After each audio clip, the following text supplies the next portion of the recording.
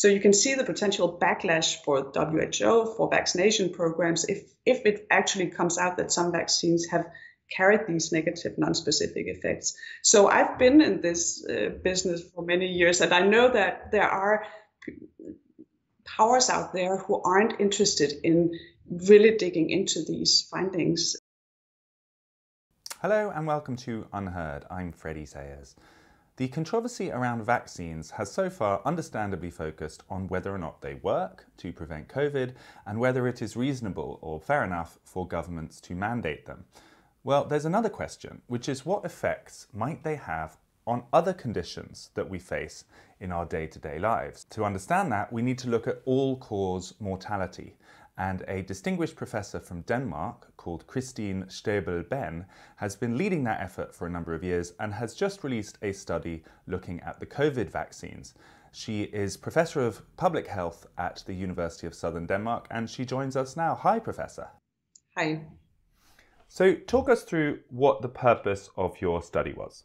So we've seen in our population studies in Africa and also subsequently confirmed in Denmark that vaccines, in addition to their well-known protective effects against the vaccine disease and their rare severe side effects that all types of medications and also vaccines may carry, that in addition to these two types of effects, vaccines also have what we have called non-specific effects. They affect the immune system more broadly and the way the immune system subsequently handles other infections, also those unrelated to the vaccine itself or the vaccine disease itself. So we've seen it all started years before I entered research with my mentor, Peter Arby, observing that during a measles vaccination campaign in Africa, mortality declined subsequently much more than could be explained just by prevention of measles infection. So measles at that time, this was back in the late 1970s, early 1980s, measles at that time accounted for perhaps 10% of all death in the community, but nonetheless, when measles vaccine was introduced, mortality declined over the subsequent year by more than 50%, actually by 70%, so much more than could be ascribed to prevention of measles infection. And that was, of course, such a surprising observation that it needed confirmation elsewhere. And literally all the studies that were subsequently providing data to make this type of analysis all showed that the introduction of measles vaccine reduced overall mortality much more than ascribed to measles infection. It kind of changes the overall immune system and it has effects when other diseases come along. Exactly. So in these communities, infectious diseases were the main cause of death. So the interpretation of this was that measles vaccination really altered the state of the immune system so that it could better handle other pathogenic threats, other bacteria and viruses which would otherwise have killed the child subsequently.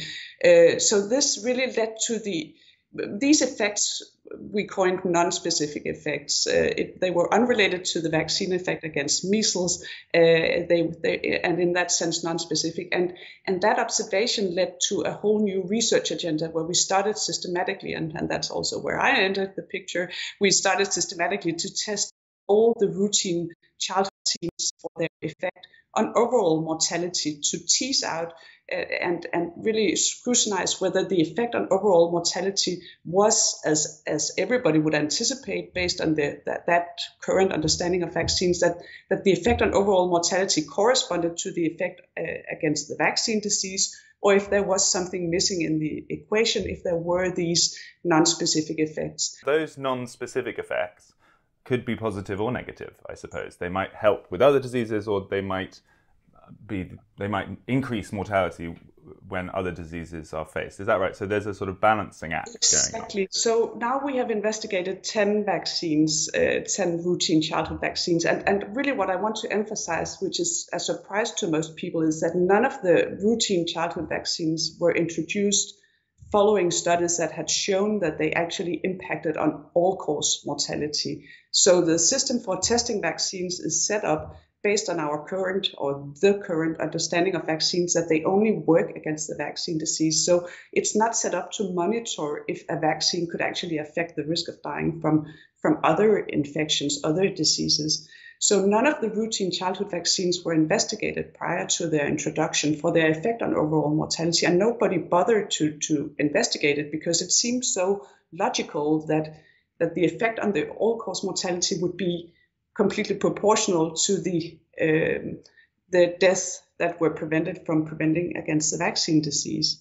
So we started doing this post-introduction, so to speak, this investigation, this evaluation of the effect of vaccines on all-cause mortality. And we investigated 10 vaccines, and what has emerged is a very clear picture. So we have investigated 4 live vaccines, which are the vaccines that contains the pathogen in a weakened, attenuated form. The picture that emerged is that these live vaccines had beneficial non-specific effects. So like measles vaccine, a live vaccine, 3 other live vaccines also were associated with much stronger reductions in all-cause mortality than one could anticipate based on their effect against the vaccine disease. But in contrast, as you alluded to, there were also some vaccines which actually turned out to have negative effects. And this was in spite of protecting against the vaccine disease.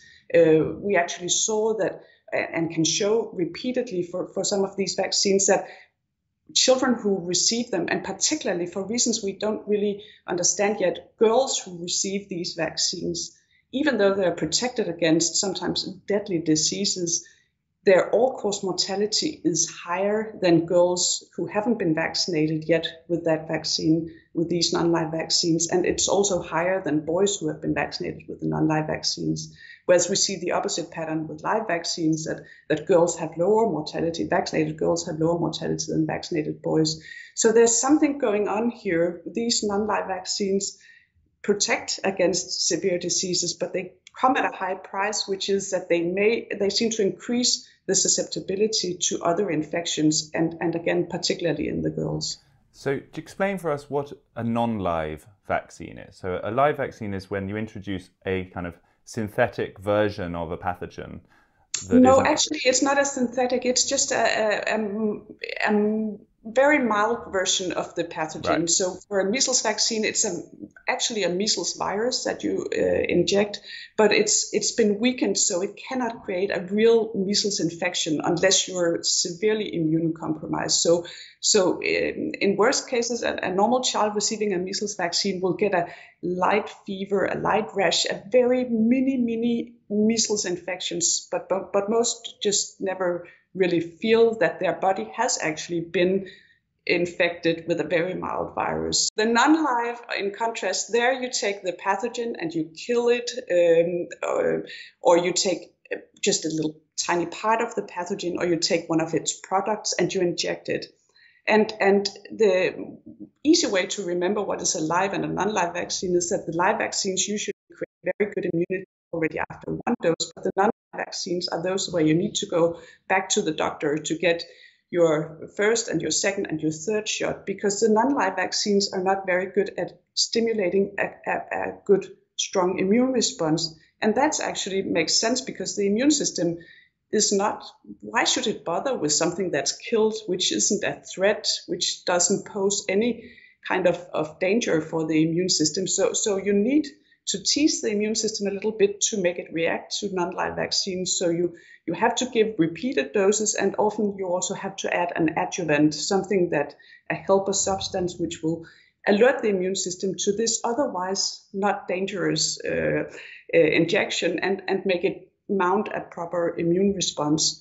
So the live and non-live vaccines are both good after a number of doses of the non-live, but they will create good specific immunity against the vaccine disease. Putting this in the context of COVID, in the context of the past couple of years, obviously most people in the world, I don't know if that's true, but a large number of people in the world has now been vaccinated against COVID. And there's been these 2 types of vaccines, haven't they? There's been the so-called mRNA vaccines and then more conventional vaccines. Is that the same as live and non-live? No, so we were so curious to find out when we heard about these 2 new vaccine types. We were so curious to find out whether they would behave as live or non-live vaccines, because we really didn't have a clue. They're both the mRNA vaccines and the adenovirus vector vaccines are new vaccine types, and we haven't got any experience with their potential non-specific effects. So we hadn't got an idea whether there were non-specific effects, whether they were beneficial or potentially harmful. What we knew and pointed out right from the beginning was that it is a flaw in our system for testing vaccines, that we don't assess the effect of vaccines on all-cause mortality, all-cause morbidity. So we don't actually get a chance to assess whether they have non-specific effects. And it is beyond doubt now that vaccines have non-specific effects. So it is really a major flaw in the system for testing vaccines. And what I was really worried about was the fact that the whole evaluation of the vaccines focused on the COVID-specific effects. Did the vaccine protect against COVID? But also that the clinical trials were abrogated after 2 to 4 months when the vaccines got emergency approval, and the companies, the sponsors offered vaccine to the control groups. So that means that we only had a very short-term follow-up to actually assess the full effect of the vaccines, both against COVID, and that turned out that we got some quite optimistic assessments of the protective effect against COVID in the clinical trials, because in the longer run, immunity started to wane and became less clear. But for the non-specific effects, this was a particular problem, because non-specific effects do continue to occur months after you have received your vaccine. And we really didn't have a chance, because the randomized clinical trials, the phase 3 trials, were abrogated with the vaccination of the control groups. We didn't have a chance to assess long-term effects on overall health. So let's get into your most recent study then. So we have, you took the cohorts or the existing clinical trials that these companies had done, the basis on which they were authorized, I suppose, which involves large numbers of people, and you're comparing all-cause mortality between the, I guess, placebo group and the group that had the vaccine. Is that the sum of it? Yes, so quite simply, we just took the reports where they had followed people as long time as possible before they started vaccinating controls. So while the randomization was still intact, we had comparable groups. There were comparable groups of vaccinated and unvaccinated. And we took the reports, the number of deaths that they reported. So this is a thing that is requested by those who conduct these phase 3 trials, that they report serious adverse events, and including them also the death that occurred. There isn't a lot of emphasis on this, so it varied quite a lot between studies, how they reported the death and with which detail, and actually most of them very little detail on the causes of death. There was no information on the age or the sex of the disease. So we don't have a lot of information, but we captured the absolute numbers of deaths that they had reported, divided by the number of participants, so giving us a proportion of deaths in the vaccinated versus the unvaccinated within each of these clinical trials. And we were also, for some papers or some trials, they had reported it in the papers. For others, we wrote to the authors and asked for information about causes of death, so we could very crudely divide the death into COVID deaths, which I think were pretty well assessed in all the clinical trials, because it was, after all, the focus. But so we had the COVID deaths, we had the accident deaths, which are also a pretty well defined group, but not very clearly defined, because it might still be that you were in a car accident, but it was actually because you had a heart attack. So it can be difficult to disentangle whether it was a true accident or there was some underlying disease. But nonetheless, we took it for granted what the papers wrote. If this was an accident, then we categorized it as an accident.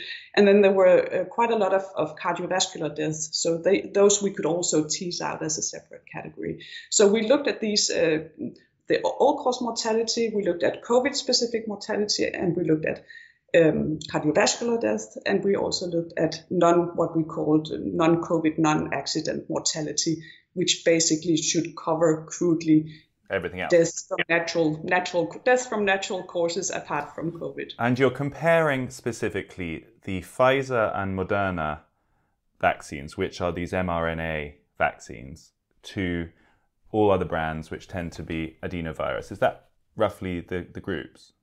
No, we took the two groups actually of mRNA vaccines on one side and the adeno vaccines on the other side. Right. These were the two types of vaccines. So which brands are adenovirus? So we looked at the AstraZeneca, we looked at the Janssen vaccine, and we looked at the Sputnik, Russian Sputnik vaccine. So let's get into the numbers and the results of what you found in your study. We've actually got them on a slide that I think we can put on a screen here. So talk us through them. We have the two rows here. So with the top row is the adenovirus vector vaccines, and this second row is on the mRNA vaccines. We have in the two first columns the death in the group of vaccinated divided by the number of vaccinated, and in the second column the death in the control group, and then we have calculated a combined relative risk of dying among the vaccinated divided with the risk of dying among the controls for all the trials of the adenovirus vector vaccines and the mRNA vaccines respectively, and that relative risk is 0.37 for the adenovirus vector vaccines and 1.03 for the mRNA vaccines. And then there is a confidence interval, which is a manner of indicating the degree of certainty that this relative risk is estimated with. And lastly, in the last column, I can see you have put the relative risk of dying from cardiovascular diseases.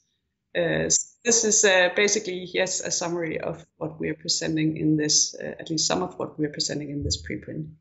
So what does relative risk mean? How do we understand that number? That is the risk of dying in the vaccinated divided by the risk of dying in the unvaccinated. So if it's less than 1, you're less likely to die. And if it's more than 1, you're more likely to die. Exactly.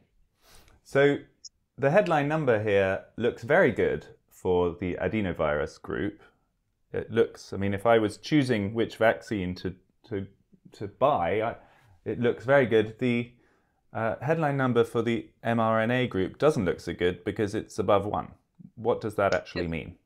So it looks like there are two, as you say, strikingly different effects of these two vaccines on mortality. This comes with a big caveat, and that is that there is no direct comparison of mRNA vaccines and adenovirus vector vaccines. They are not possible. These kind of trials were not performed, but we actually do argue that they should be performed in the future. But they weren't performed, so what we are comparing here is the effect of adenovirus vector vaccines against placebo versus the effect of mRNA vaccines against placebo.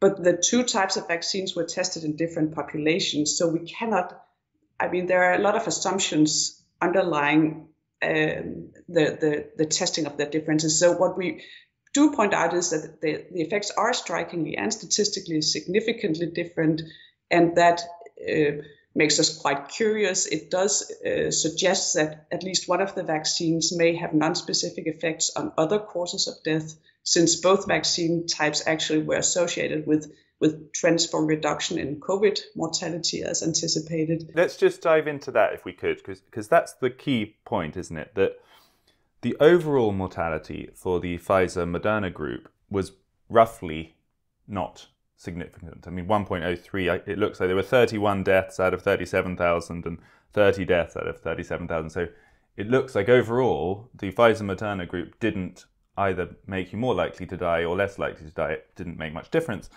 But overall, the AstraZeneca Johnson & Johnson group actually made you quite dramatically less likely to die. Yes. But then what you're saying is both of them have a proven effect against COVID, so that hidden within that overall number, there must be other effects on other possible reasons of dying. Yes. So in the case of the Pfizer-Moderna group, the fact that we end up with roughly back to 1, so overall people are dying about as much as you would expect, but the effect on COVID is positive, does that suggest, I mean, almost prove, if the statistics were proven, that there must be negative effects on other mortality causes that are compensating for it? Numbers are so small, so we cannot prove anything at all with these numbers. But you're right that if we subtract the COVID deaths from the 31 and 30 respectively, well, then we end up with a difference which is in favor of the unvaccinated, the placebo recipients. And what we see is that there is an overweight of cardiovascular death in the Pfizer group.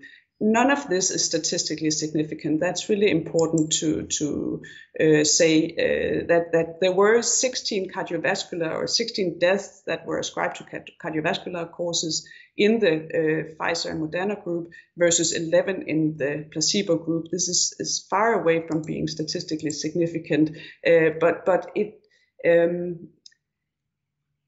it's a potential danger signal, in my point of view, which really warrants further scrutinization. So with the due caveats then for this, which is not yet peer reviewed and has small numbers, and no doubt you wish there were larger samples that you can make more confident presumptions, and your critique of the original studies is well presented, I think. But having said all that, the differences still look striking. I'm not sure what the right term for it is, but if the relative risk was, I don't know, 0.9 versus 1.03, maybe we would be able to dismiss it, but 0.37 versus 1.03, and in the case of cardiovascular, 0.065 versus 1.45. You say it's not statistically significant, and yet it looks quite dramatic. How are we supposed to interpret that? Yes, so there are statistically significant benefit of the adenovirus vaccine versus placebo for all-cause mortality and other causes of mortality. And they are statistically significantly different from the effect of the mRNA vaccines. But within the mRNA vaccines, I cannot say that the effect against COVID was statistically significantly different from the effect against cardiovascular disease. For that, the numbers are too small. But for the overall differences in effect between the two groups of vaccines, there are statistical differences. And just as the effect of the adenovirus vector vaccines on the various causes of death is also statistically significant. And of course, it's not coming in a complete vacuum. There has been these concerns about myocarditis and other heart-related potential side effects from some of these vaccines. And no doubt that is the context this will be interpreted in. Do you think this is evidence enough that we should take those concerns more seriously than we have been?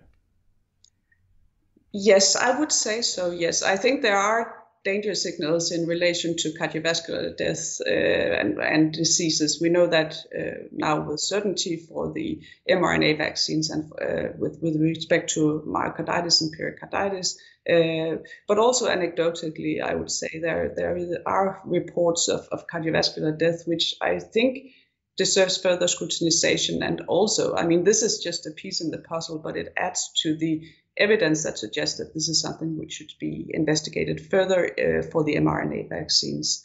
So what we are proposing is that we do back-to-back comparisons in populations where that would be possible. I would really love to see randomized comparisons of the mRNA vaccines versus the adenovirus vector vaccines in terms of overall and cardiovascular health effects.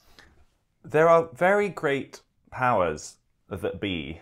First of all, the commercial powers that be. I mean, both Moderna and Pfizer have just in the last week reported record profits.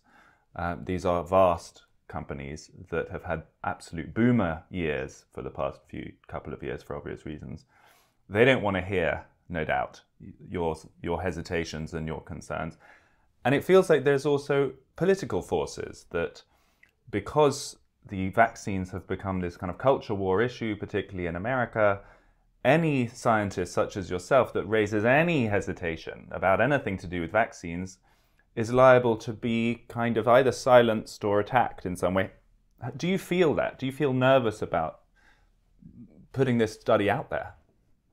I certainly do, but I've been in this game for now almost 30 years, studying vaccines and finding these non-specific effects, which have been very controversial, and really, like you say, there are large, strong powers out there who don't really want to hear about them, because basically, to me, they're good news. It means that we could optimize the use of vaccines to not only be these strong protective effects against vaccine diseases as we know them, but we can also optimize their use in terms of overall health. And we can do that by just intelligently designing vaccine programs which takes non-specific effects into account, by making sure that children have live vaccines to a large extent, and also making sure that the live vaccines are the most recent vaccine, because non-specific effects, differently from the specific effects, they're most prominent as long as a vaccine is the most recent vaccine. So you can actually give the non-live vaccines to a girl and then shortly after give a live vaccine, and then completely benefit both from the specific protective effect against the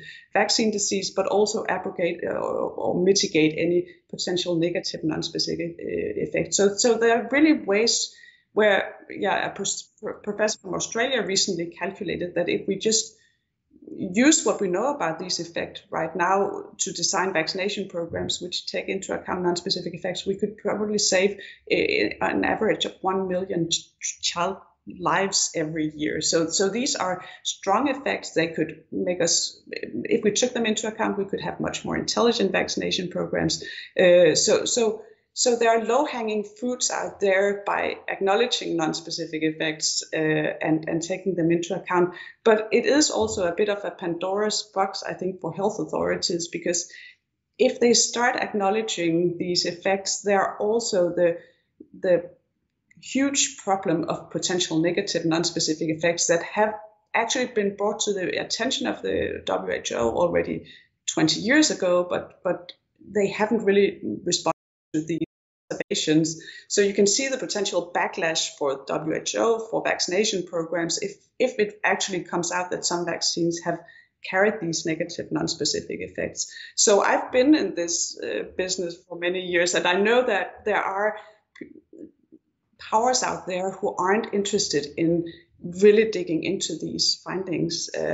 And again, it also has implications for the way we test vaccines. So you can also see it is complicated stuff also for companies or regulators if we need to design vaccine trials, phase 3 trials, which do not only study the specific disease, but also study all-cause mortality and morbidity. But in my point of view, this should be good news, but it's handled as if it's bad news.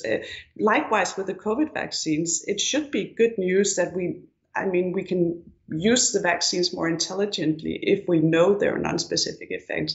But there is not a lot of interest. There is a major pushback, to be honest. I understand what you mean, Professor, but to the billion or so people who have taken Pfizer-Moderna vaccines, it's not going to sound like good news that the first big study into all-cause mortality is inconclusive as to whether it has a positive or negative effect. I really want to just carefully frame how we're talking about it, because of course these studies were undertaken at a time where there was also protective measures in place against COVID. There weren't that many COVID cases, so you know this ratio of potential benefits versus potential harms in various categories of disease look differently. You know, had there been a blooming COVID Delta pandemic where there had been massive exposure to Delta, then the relative effect of the vaccine against COVID death would have counted more on the overall mortality than the contribution from potential cardiovascular diseases or death. So there's no way I can say this would be the net effect in any context of the vaccines. It also depends very much on age group, we know. So I mean, I would clearly recommend somebody who is 75 to take an mRNA vaccine and live with that potential unknowns in terms of side effects on other diseases. But again, that picture would look completely different if you're 30 and you're completely healthy. Then obviously your risk of dying of COVID would be so low that it wouldn't be acceptable with any increased risk of dying from any other disease.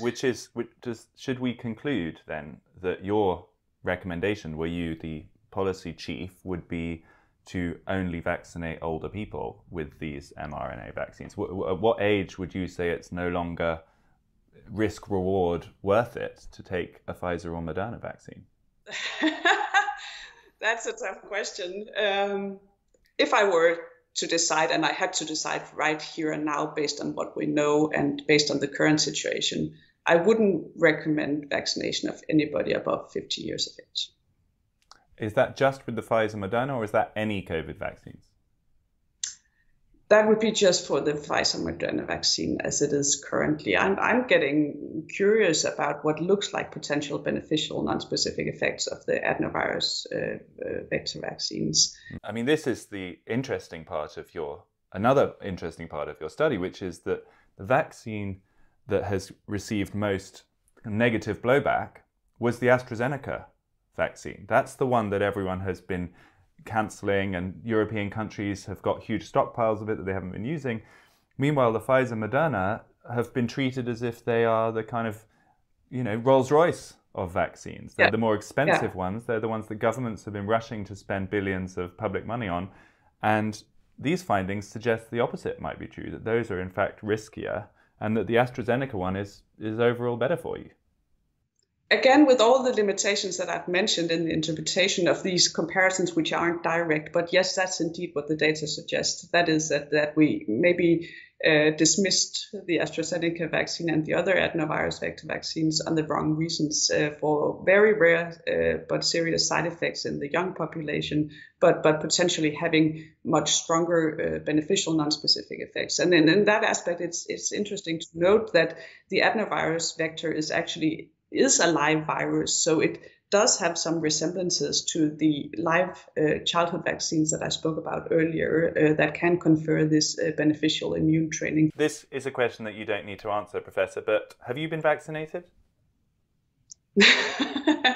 I usually reply that question, I think, is private, and I don't want to inform doormen or even very nice interviewers about that.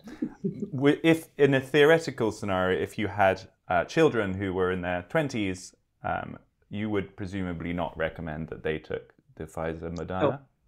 No. Neither of the vaccines. I wouldn't think that was...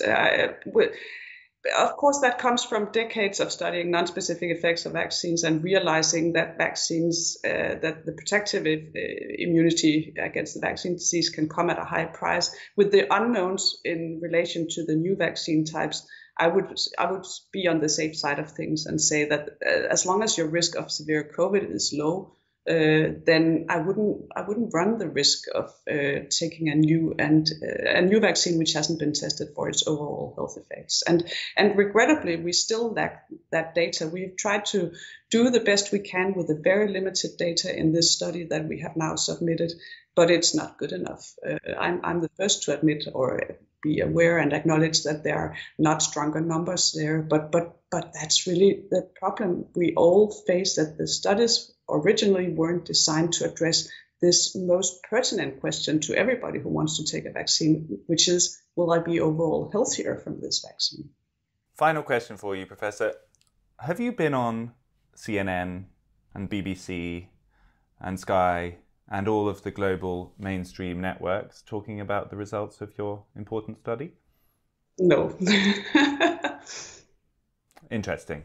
Thank you so much, Professor, for sharing your information with us. That was absolutely fascinating. Thank you very much for the invitation.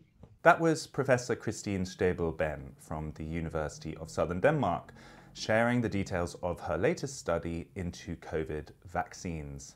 Of course, it's a controversial topic, and she was pretty careful there to emphasize that the samples were smaller than she would like to draw firm statistical conclusions, and that, of course, they were taken at a particular point in the pandemic, and had it been at a different point in the pandemic with more virus about, the differences between the control group and the vaccine group might have been very different, and so on. So she really caveated her research, but she made clear that she thought there was enough there to investigate further. First of all, there seems to be a statistically distinct difference between the adenovirus vaccines and the mRNA vaccines when it comes to all-cause mortality. That clearly needs to be investigated further, as well as what the impact is on potential cardiovascular causes of death. To me, it seemed very significant that all of the controversy around the AstraZeneca vaccine that has dominated for the past year and a half, it was pretty much banned in a number of European countries and around the world, might have been entirely wrong-headed. It might have been that the governments got it the wrong way around, and that part of the reason why the UK has experienced better mortality results than continental Europe since the rollout of the vaccine and since the opening up last summer could be explained by the fact that here in the UK most people took AstraZeneca, not Pfizer or Moderna. Very interesting and important, and we look forward to more people looking into it. So far, not much sign of that. Thanks for tuning in. This was UnHerd.